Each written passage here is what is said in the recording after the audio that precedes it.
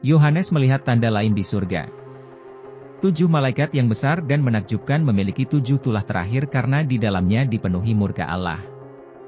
7 cawan adalah 7 penghakiman pembalasan, dan penghakiman tanpa belas kasihan, tulah dari perbuatan mereka yang menerima tanda binatang itu. Tujuan akhir dari 7 tulah terakhir adalah Tuhan melakukan pembalasan pada orang jahat atas cara mereka memperlakukan dan membunuh orang-orang kudus-Nya. Karena Tuhan itu suci dan tak terbatas tujuannya hanya untuk penghakimannya, tetapi adalah agar Injil akan diproklamirkan dan didengar di seluruh dunia selama hari-hari terakhir. Tragedi kehancuran dan celaka 7 sangkakala meninggalkan bumi dalam keadaan yang tidak seperti krisis global lainnya, sampai-sampai setiap orang direndahkan oleh gawatnya situasi ini. Bagi mereka yang menolak kebenaran dan tunduk kepada binatang. 7 malapetaka terakhir adalah penderitaan atas orang fasik sebelum kedatangan Tuhan kedua kalinya. Malaikat pertama menuangkan cawannya ke atas bumi. Luka-luka yang diderita mereka yang menerima tanda binatang itu. Malaikat kedua mencurahkan cawannya ke atas laut, dan laut berubah menjadi darah dan semuanya makhluk akan mati. Malaikat ketiga menuangkan cawannya ke atas sungai-sungai. Dan sungai-sungai itu berubah menjadi darah, mereka yang haus akan darah para orang suci menerimanya secara penuh. Malaikat keempat menuangkan cawannya ke atas matahari. Dan orang jahat dihanguskan oleh matahari dan mereka mengutuk nama Tuhan. Malaikat kelima menuangkan cawannya. Dan pemerintahan binatang terungkap, pemerintahan Lucifer jatuh, dan orang jahat menyadari bahwa mereka telah ditipu. Dan sekarang lidah mereka terdapat sebutir telur. Malaikat keenam menuangkan cawannya, dan sungai Efrat mengering. 3 roh najis dan raja-raja berkumpul untuk melawan Tuhan. Malaikat ketujuh menuangkan cawannya ke atas bumi. Dan terjadilah gempa bumi yang hebat, gemuruh kilat dan gemuruh guntur, gempa bumi begitu hebat, yang belum pernah terjadi sebelumnya.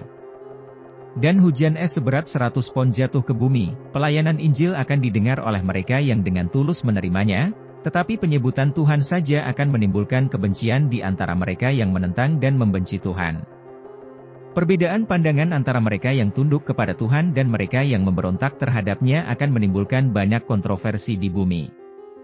Bahkan lebih daripada sekarang, para orang suci akan memilih untuk mematuhi Allah dan menyembah Dia pada hari sucinya, dan menghadapi penganiayaan dari orang jahat tetapi ketahuilah bahwa Allah melihat dan mengetahui ketidakadilan, sebagaimana diderita oleh umat-Nya. Tetapi karena Dia mengawasi pemisahan umat-Nya antara domba dan kambing. Tuhan menunggu sampai setiap orang telah membuat keputusan untuk mendukung atau menentang kebenarannya sebelum menuntut penghakimannya. Saat kesengsaraan besar, sistem binatang iblis dan malaikatnya akan menunjukkan kekuatan dan otoritas yang besar, karena mereka tampaknya menang. Tetapi, Tuhan memegang kendali, Dia mengawasi semua dan orang jahat yang akan diadili, restitusi akan dibayar atas penderitaan yang mereka timbulkan di bumi. Pengeringan Efrat mengacu pada tidak adanya penghalang alami sehubungan dengan waktu dalam konteks di mana Wahyu ditulis.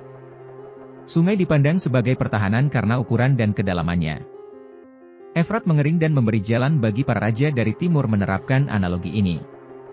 Kita dapat mulai memahami apa yang dikatakan dalam Wahyu 16 ayat 12 di bagian 2, dari pelajaran pada masa kesengsaraan besar yang kita pelajari tentang 1290 hari.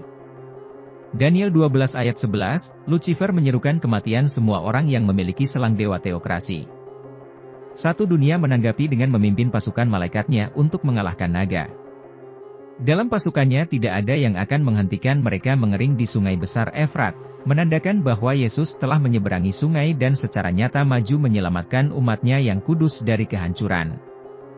Tentu ini adalah tanda anak manusia yang akan terlihat di surga, raja-raja yang mendekat dari timur adalah ayah dan anak.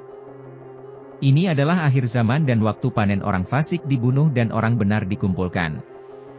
Kemudian Yohanes melihat 3 roh najis yang tampak seperti katak mereka keluar dari mulut naga, keluar dari mulut binatang, dan keluar dari mulut nabi palsu. Yohanes menjelaskan bahwa 3 roh sebagai 3 setan mereka adalah roh-roh setan yang melakukan tanda-tanda ajaib dan mereka pergi ke raja-raja dunia untuk mengumpulkan mereka untuk berperang, pada hari besar Tuhan yang Maha Esa. Untuk memahami sepenuhnya mengapa Yohanes menggambarkan tulah itu dengan cara ini, kita harus memahami arti tulah di cawan kelima, Lucifer dan pemerintahannya dijatuhkan dan disingkapkan.